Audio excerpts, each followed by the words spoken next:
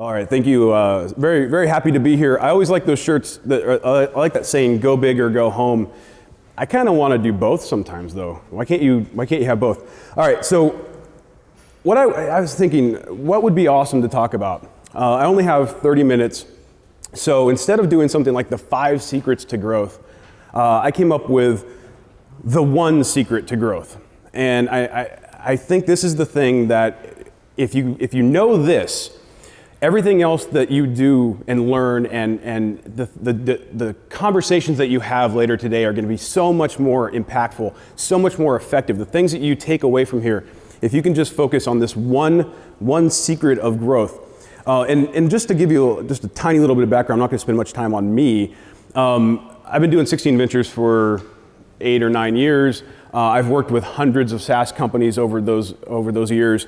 I just spent a year in a few months with a venture-backed company in Silicon Valley called Gainsight. I've seen a lot of things, and I will say this, 100% of the time, the biggest barrier to progress, whatever that progress is that you're looking to achieve, is not being deliberate.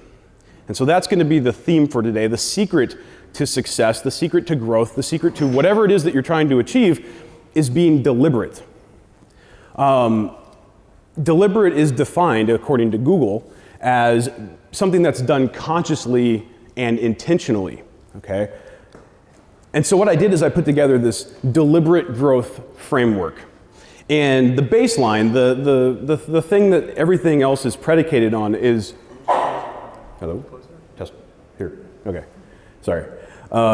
Just so you know, like the thing that I'm always most afraid of is when there's a handheld mic. I really like lapel mics because I don't know how close to get it to my mouth. Anyway, basically what we want to do is we want to get deliberate, and then there's going to be some other things that will go into this framework. Customer success, desired outcome. We want to eliminate FOMO, and we'll talk about ideal customer. If you do all of these things, that's going to allow you to get deliberate. So what I wanted to do was put together a little framework here for you guys to kind of think about this. I literally just kind of threw that together. The framework isn't important, the concepts are. So first let's talk about that baseline, getting deliberate. Why do you want to get deliberate? Well, because throwing a bunch of stuff at the wall to see what sticks is what amateurs do. Okay, that's really not what we want to be doing here. We want to be doing things that work. We don't want to waste time, money, energy, or resources just trying stuff. So a question for you guys, how many of you believe, I want you to raise your hands, how many of you believe that given enough time, money, and energy, anything is possible? Okay, so what we have here is we need a hand-raising clinic, okay? I want you guys to raise your hand. Everybody raise your hand. Okay, now raise your hand higher. Awesome, okay, that's how we raise our hands, all right? So, I'm gonna ask you guys some questions as we go along. But there were probably half of the people said, that really, given enough anything, time, money, resources, we can do whatever is possible, where the reality is we don't have unlimited time, money, and resources. Which is why we want to grow in spite of our efforts, we don't want to grow in spite of our efforts, we want to grow because of our efforts. We want to be a company, entrepreneurs that are making progress the right way. We don't want to be sloppy in our progress. And sloppy progress is this idea that we'll accept growth at any cost, right? We'll do whatever it is, we will accept it. We're going to focus on vanity metrics, things like, users and activity without really any context, right? We're going to focus on these things that don't really matter. And we're not going to worry about the fact that the seeds of churn are planted early. So when we're selling somebody, we're going to oversell them on what we can do. We're going to go after the wrong customers. We're going to do whatever it takes just to get a new customer in the door. And we don't care that at some point they're going to probably churn out because we did the wrong things. And just in case you aren't so that we're on the same page, churn is bad. And churn is when a customer leaves. Or another way to look at churn is when a dollar of revenue or whatever that monetary value that you're looking at is, leaves. So it could be a customer stays, but they start paying you less. Okay, so no matter what it is, churn is bad, which takes us to the next part of this framework, which is customer success. So question, how many of you have heard of customer success before today? All right, cool, I have done my job. I'd like to think I have a little bit of something to do with customer success being a thing. But question, how many of you have actually implemented customer success in any way in your company? Okay, so probably about half the people that raised their hand before have actually done something with customer success. So again, that we're on the same page, let me define what customer success is for you. And I put customer success in lowercase, okay? This is not talking about the customer success management products or the functions of a customer success team. This is literally just what customer success means, and it's very simple. It means that it's your customer achieving their desired outcome through the interactions with your company. And props to Stelly for telling me or helping me kind of figure out a better way of saying that. I used to say just their interactions with your product, but it's really their interactions with your entire company. And customer success management, of which there are products in which there are teams that you can build within your organization, that's just the proactive management of helping your customers achieve success or achieve their desired outcome. And customer success is hot. It's the hottest thing going right now in B2B in Silicon Valley. If you're pitching to investors in Silicon Valley, you will be asked about customer success, how that fits into what you're doing. The bottom line is it needs to just be a part of your business model. It is right now just another part of the SaaS business model. And just in case you're not really clear on why it should be that way, it's because customer success is ultimately what drives customer lifetime value. Okay, so customers that will stay longer if they're achieving their desired outcome. Customers will buy more of your product. They will expand their use. They will buy add-ons, etc., if they are achieving their desired outcome. They will tell others. They will be advocates for you if they are achieving their desired outcome. So, when do you do customer success? Okay, I know that all of you guys are kind of at different stages, but we can assume that we're all kind of thinking, well, okay, so customer success is great, but when do I actually need to think about it? And the reality is you either need to think about it before you launch or now, whichever is sooner. You need to start thinking about this and building the idea of customer success into your products. And again, why is churn bad and why do we need to focus on customer success as a way to mitigate churn? It's because churn kills. Churn kills company value, right? Investors will discount you if you have a high churn rate, not just based on the revenue that you're not bringing in because customers are leaving, but literally because it's not a good sign if a lot of customers are leaving. It kills morale. Who wants to work for a company that's losing customers? So you're gonna have a hard time recruiting. Ultimately, it kills total addressable market. You start churning and burning through all of your customers. Good luck going back and getting those customers later, right? They're either gonna go to the competition or they're going to just decide that whatever it is that you're selling, they don't need, and they're gonna move on. So again, when to do customer success? Look, one of the things you really need to think about is, again, it's part of your business model, which means you only want to acquire customers that have that success potential, okay? So, only bring in customers that are a technical fit. If you're building your product on Salesforce.com, probably don't go after customers actively that don't use Salesforce. That's gonna be a problem. Don't go after customers that aren't a functional fit. If you don't have what they need and aren't in a position to build that, don't go after them. The experience, whether or not you can support them, all of these different things figure into whether or not a customer has that success potential. So that success potential also goes into the fact that can you help them achieve their desired outcome? That's the bottom line. But what is desired outcome? Desired outcome is really, it's the thing that they're trying to do with your product, right? That's pretty simple, not really rocket science, but it does get a little bit nuanced when we get into something, the things that make up desired outcome. It has two inputs, required outcome and appropriate experience.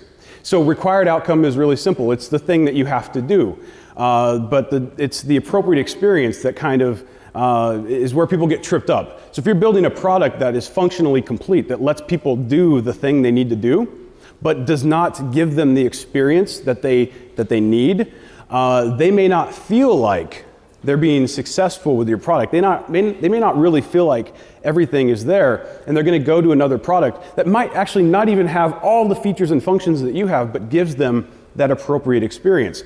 Now understand that that appropriate experience is going to vary depending upon who your customer is and how mature they are as a customer. Are they early adopters?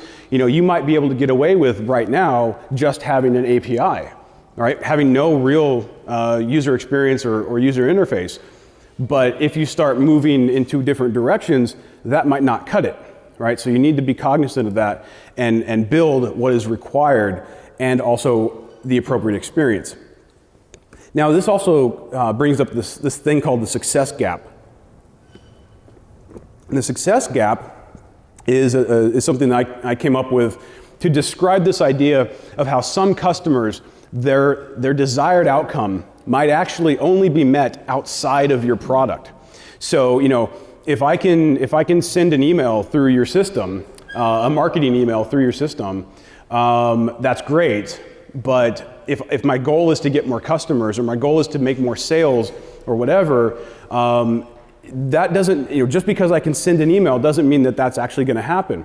And if you understand that, then you can bridge that success gap, help people write better emails and get better results.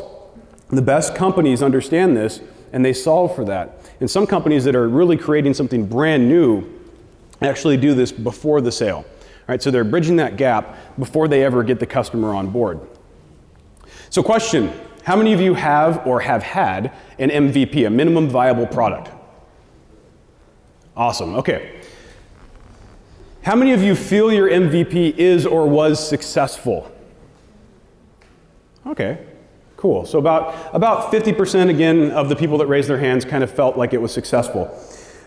One of the reasons why the whole MVP idea often gets kind of torn down. People don't like it. They say it's not. They make fun of it. They say it's not. You're not supposed to just build a crappy product, right? Well, the problem is most people, and I didn't make this. I stole it from @Jopus. But I love this. I saw this and I said, this is exactly what I'm talking about. The minimum viable product shouldn't be just a minimum piece of functionality. It should really be this thing that cuts across all of the different parts of the product. And I think, if you understand that, desired outcome is part of the whole, it includes that whole experience. And one of the reasons MVPs usually fail is because they only hit on those functional pieces and they don't take into account the fact that whoever you're making that MVP for has a desired experience in mind and you're failing to meet that. So something to keep in mind.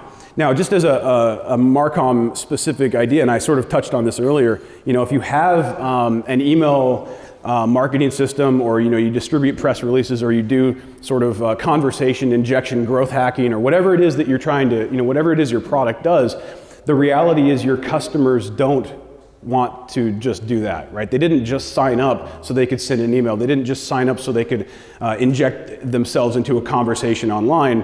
They wanted more customers, more users, more revenue, whatever. And we really need to keep that in mind. And the other thing you need to keep in mind is if they fail to achieve those things, they're going to blame you, whether you like it or not. So you might as well be proactive in helping them achieve that desired outcome to the extent that you can. One of the things that I saw working with several email marketing companies over the years is that a lot of the activity in the market was not necessarily brand new people coming in and signing up for an email marketing system for the first time. It was actually people moving from one email marketing system to another, and that was because they didn't get what they wanted from Aweber, so they switched to GetResponse, and they didn't get what they wanted, so they switched to MailChimp. Well, what did they want? They wanted customers and revenue and people at their events, but those systems didn't provide anything to really help them. So the smart companies are trying to figure out how to actually help them achieve those outcomes. So real quick, a little pro tip, how can you use this thinking in your marketing to your customers? This really great entrepreneur, really great marketing expert said, enter the conversation already taking place in your customer's mind. And this guy was Robert Collier. Now, This guy happened to say this in 1937, so I always like to say the thing first and then say when he said it, because that was so long ago. The reality is it was so long ago, but it's more true today than ever. And that conversation already taking place in their mind starts with our understanding of what success is. If success in their mind is really their desired outcome, then the desired outcome is the conversation that's already going on in their mind.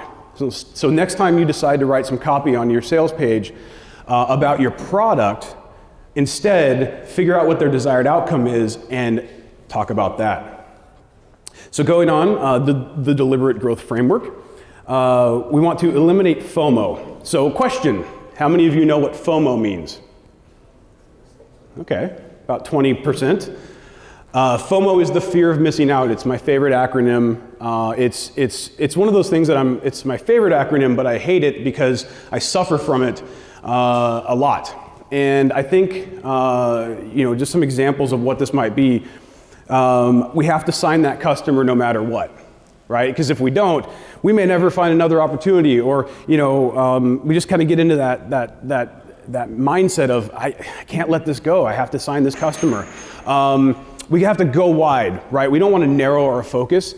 We might miss out on somebody. So we're just going to talk about our product, put it out there, let everybody come in, and we'll be good to go. Or we'll take that custom development job, even though it'll distract us from our core product, because it's revenue, right? All revenue is good. We need that, and all of these things end up moving us away from our goal. They're kind of what this FOMO powers the shiny object syndrome, right? So this, we see a shiny object over there and we just have to go for it because we don't want to miss out. So how many of you have experienced FOMO either in business or personal before? Remember the hand raising clinic? Get them up there. All right, you don't want to miss out, right? All right, cool. Look, the FOMO is too damn high.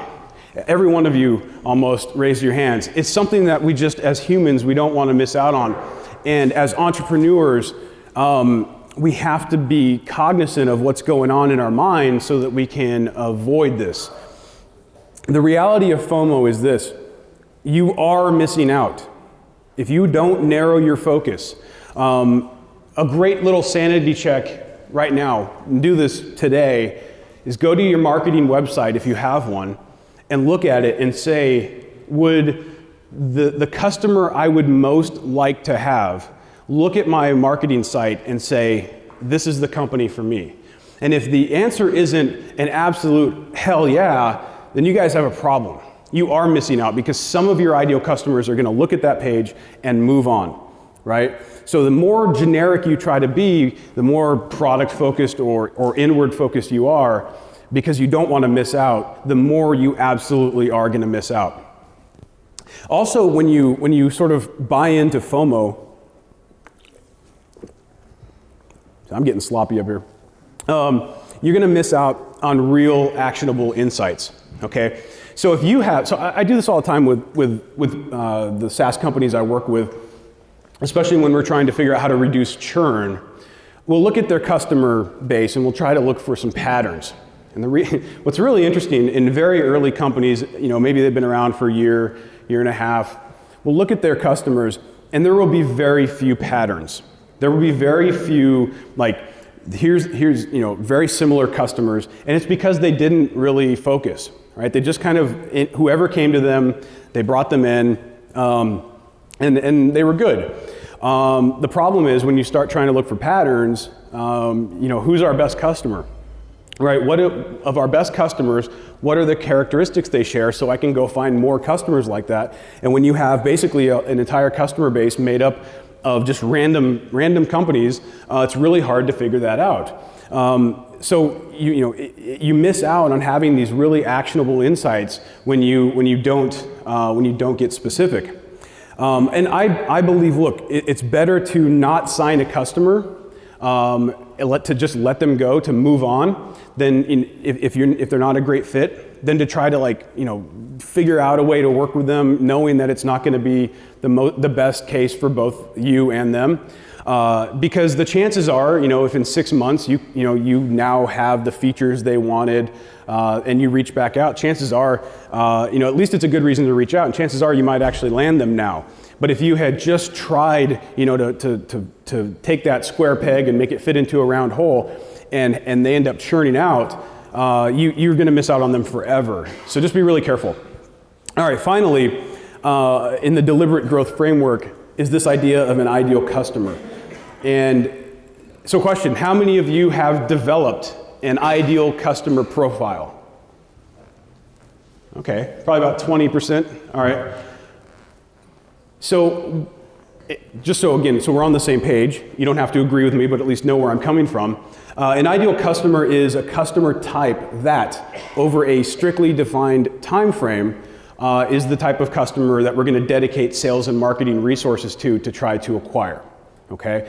So I always have to say this. It doesn't mean that if somebody comes to you and they don't fit your ideal customer profile, that you're not going to do business with them, but it might.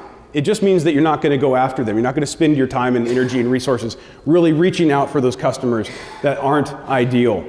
And part of the ideal framework, I'll share in a second, is that success potential, right? So I'm not going to actively go after a company that can't, for technical reasons, use our product. If they come to me and I feel like it's something that maybe it actually would work for both parties, then maybe that's something we can explore. But I'm not going to actively go after them. So when we're talking about ideal customer profile, one of the key elements, the thing you really have to think about, is the situation. Okay, the situation is made up of a goal. So I want to acquire 10 more customers. I want another 100,000 in ARR, whatever that goal is, over some time period. So over the next 90 days, I want 10 more customers. And then also figuring in your maturity and their maturity and what you can actually support. So, look, if I want 10 more customers over the next 90 days, I need to make sure that I also understand what I can and can't support over the next 90 days. What features and functions will be available, what level of actual support I can provide, all of those things. All of that comes into play, that becomes your situation. That's what you're solving for. And then you figure out all of these different inputs into your ideal customer. You look for customers that are ready, willing, and able. And I'll provide some links for you guys. I have a lot of deep dive stuff on 16ventures.com that goes into this. But I just want you to be thinking about this for the rest of the day, because this is what's going to help you get deliberate. Ideal customer profile, ready, willing, and able. That's if we do have an ideal customer in mind, that tends to be as far as we go. It's just somebody that recognizes they have a problem, somebody that we can, that's willing to actually solve that problem, and then it's somebody that can actually pay us, right? That's about it. That if we really do any work, that tends to be where it stops. But there's actually 4 other inputs that I want you to really think about. And that is success potential. Okay, so again, making sure that from a technical standpoint, they could actually be successful. From a functional standpoint, from an organizational standpoint, do they have the right mindset to really be successful with our product? Acquisition efficiency. If I say in the next 90 days I want to get 100 new customers, then I better go after an ideal customer profile that is easy to see who they are. It's easy to know how to reach out to them. It's easy to get in front of them, and it's fast to close them. If I want 100 new customers in the next 90 days, don't go after customers that take 120 days to close. Right? Very simple. The next one is expansion potential. Expansion potential is internal virality. It is people signing up. It's land and expand, right? So you get your foot in the door at a company and you sell 10 licenses or 10 seats or whatever it is, but they have the realistic potential of using 100 seats or 100 licenses. That's expansion potential.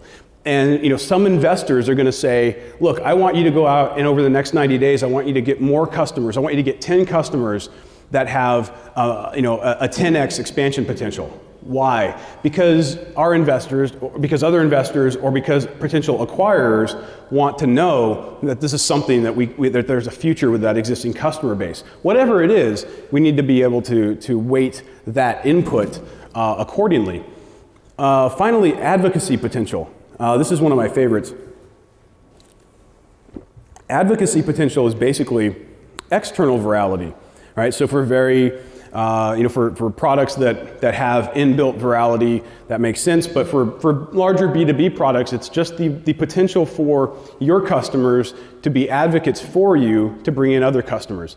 Just having a bunch of logos doesn't really mean anything if those logos can't help you bring in other logos, right? We want to make sure that every customer we land, hopefully, has some potential. Now, we could say over the next 90 days, we want to go after, we want to get 10 customers who would be advocates for us, okay? And there's a lot of different kind of ways that we can figure that out, but I'll tell you, if that's your goal, probably don't go after, spy agencies that can't even say that they exist, right? Let alone be advocates for you, even if they could use your product. If your goal is to get 10 customer advocates in the next 90 days. So it doesn't have to be revenue that you're trying to solve for. It doesn't have to be new customers. It just has to be something. And depending upon what you're trying to solve for, you're going to weight these inputs differently.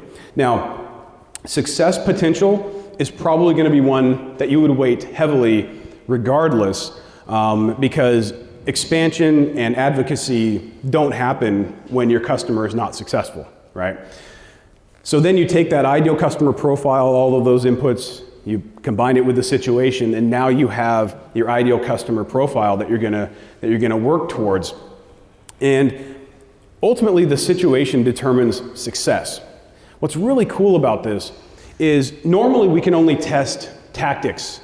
We can only test things that are testable, and customers are not usually something that we really have a framework around that we can test.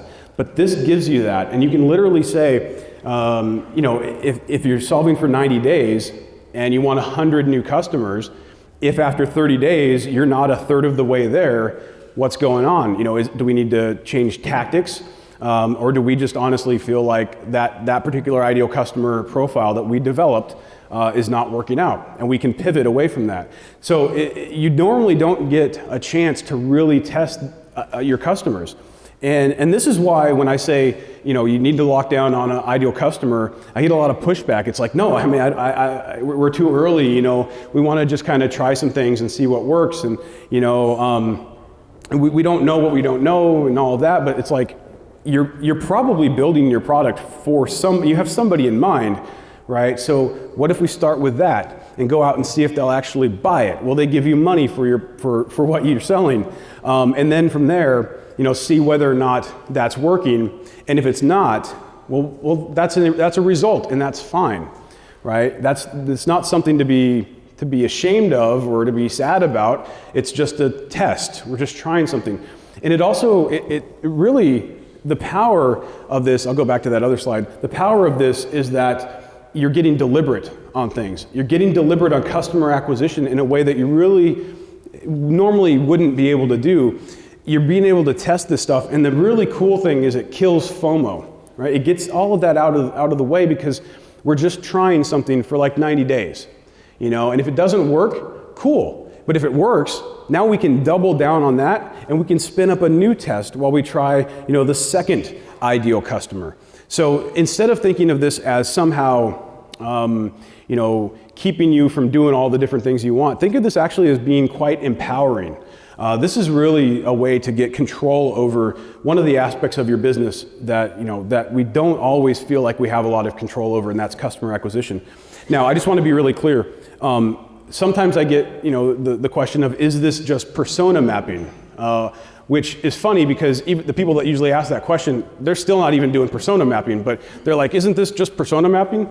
And the answer is no. And I could just stop there, but I'll keep going. The persona mapping that we might know, and basically that's just saying, here are the types of people that are going to use your product. They're going to buy your product. They're going to be the financial buyer. They're going to be the one that tests it technically and all of that within a company or within a customer.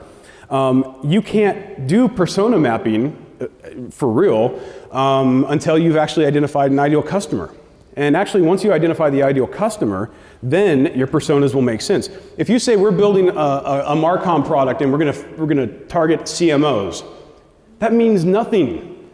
CMO for a Fortune 500 company versus the CMO for a startup is a very different type of person, and you need to take into consideration all of those things that come from that customer definition, and then the personas start to make more sense.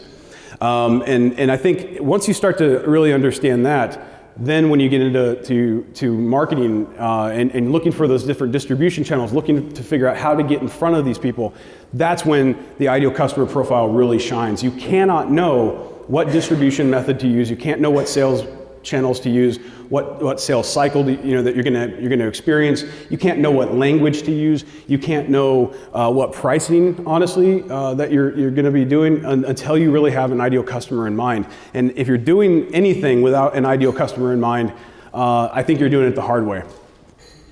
So that's the deliberate growth framework. Customer success, desired outcome, eliminate FOMO, and have an ideal customer, all predicated on this idea that you agree that it's worthwhile to get deliberate. So I hope that kind of gives you a framework for maybe going into this whole day, some ways to think about things. Again, it's important to be deliberate and to be focused.